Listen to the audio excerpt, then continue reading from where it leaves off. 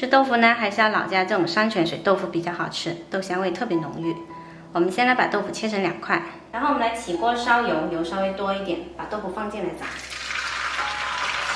油多一点呢，炸出来豆腐呢表皮特别脆香。豆腐放下去呢，我们先不要着急去翻，直到煎到这下面呢，表面、侧面可以看得到它有点金黄了，我们再来翻动，这样它就不会破皮啦。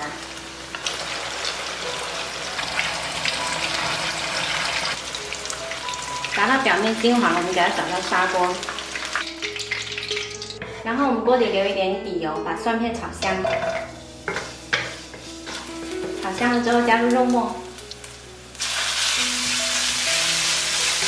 把肉末的油分煸出来之后，加入1小份拌酱，炒香，然后淋着4盖开水。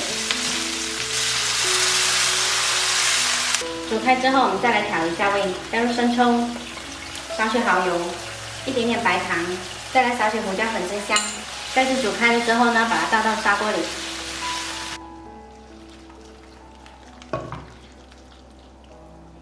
调中火焖个8分钟，豆腐呢焖得越久越好吃。煮得差不多了，把芡汁淋进来，把芡汁往肉末上面淋，这样子呢又好看又好吃。煮开了之后呢，撒上葱段就可以开吃啦。